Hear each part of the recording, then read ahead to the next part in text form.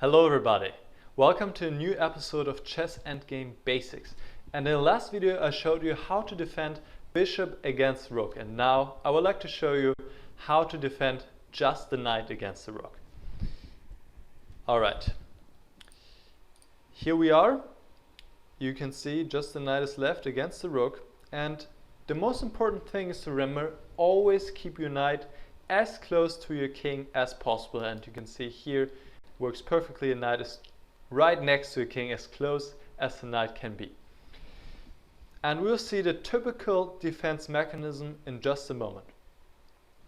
So let's say white is trying to get the black king to a last rank here, to 8th rank, playing rook h7 now, but black simply moves back, and now after rook h7 black could play king c6. And you can see this knight takes away the square on d5.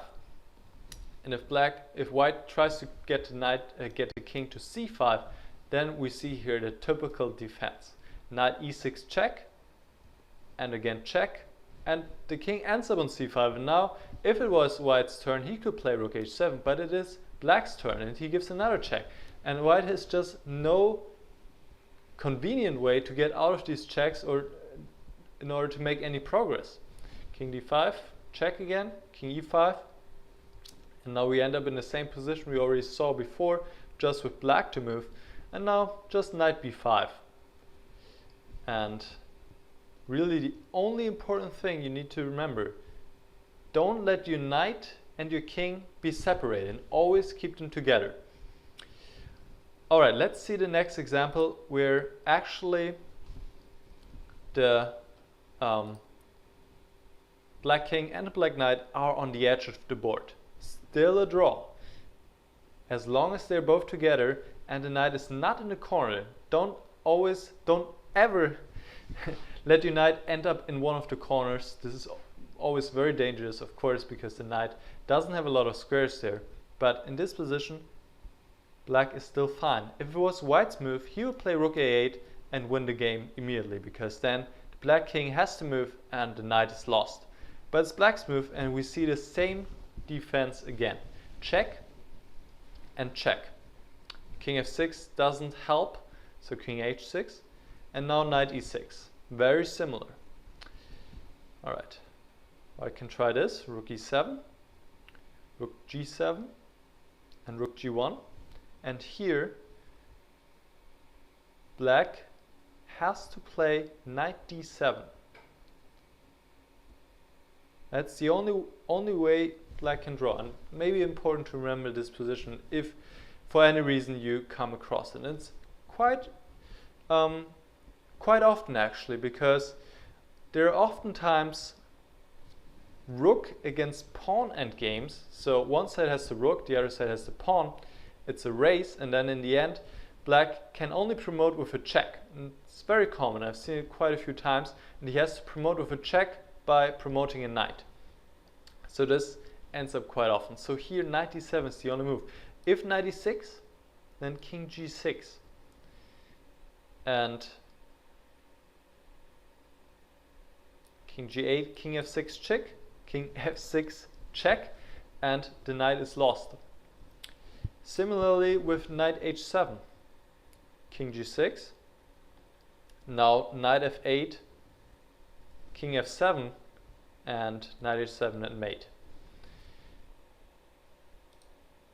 And if king g8, now just a waiting move from white, rook g2, knight f8 check, king f6 check, and we have the same thing again, king f7, and it's all over.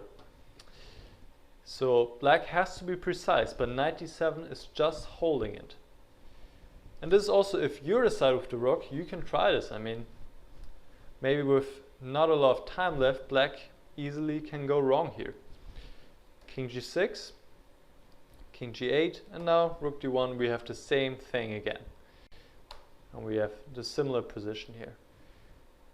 I can try king e7, but now, of course, go to h6. Always try to run away as far as you can. Never end up in the corner. King f8. King h6.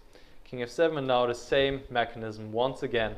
And I believe You are quite familiar with it by now. And after king f5, just knight f8 again, and there's no way for white to make progress. And in the last example, I want to show you how you can trap the knight if the king and the knight are separate. Of course, this is also only an example, but it will quite illustrate to you common techniques to further limit the possibilities of the knight and eventually trap it. So here the knight and the king are separated. So that's the first thing you want to make sure, keep them separated, really important. So here rook c5 is a good move to take away squares from a knight, for example the square on b5. And now I would like to go through a few sample lines. For example, knight f3. Now rook d5, and this is something I would like you to remember. This setup, the rook on d5, is really dominating the knight. You can see, even without the king, if the king was somewhere else, the rook is taking away all these squares, g5, e5, d4 and d2, really restricting the knight's options. So this setup, the rook two squares away diagonally, is something I would like you to remember. And now, for example, say knight g1, rook d2, rook d3, and already it's game over because black is in Zugzwang. If he moves the king, checkmate on d8. The knight only has one square, but if he goes here, check, and the knight is lost. And after knight h4, king g5, knight g2, and this is also another setup I would like you to remember. The king is best either 3 squares away or also diagonally, as we have seen with the rook, and we will see that later again in this example. Now rook d2, and it's also over because knight e3 or knight e1 runs into rook e2, and it is very common that you can combine an attack on the king or these tactical motives, pinning the knight or winning the knight with check, combine it with restricting the knight. And we will see this again later. A little bit more stubborn is knight b3. Now again, rook d5, already familiar to you, I hope. Knight c1. And now the king, of course, has to help. The rook alone, it's difficult for the rook alone to win the knight, so the king has to help. King e7. Now rook d1. Now knight b3. We can also have a look at knight a2 and rook b1. Knight c3 and rook b3. And now knight e2, rook b2, and it's over. We see again this 3 squares different between king and knight, taking away the square on f4 and on d4. And now knight c3, king d4, knight a4 and rook b4, and the knight is gone.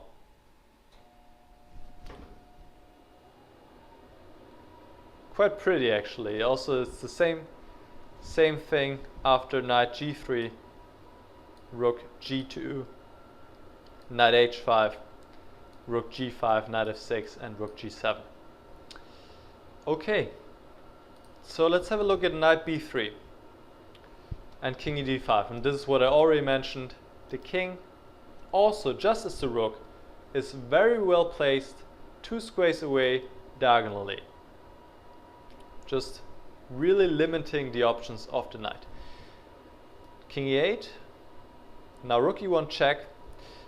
As I said, it's really common to combine the ideas against the black king, and we will see why this check was important just in a moment. Black can either go to the f file or to the d file. Let's start with king f7, and now we see rook b1, and here's the idea, knight d2 and now rook b2, and the knight can go to f3 or f1, but again it is pinned.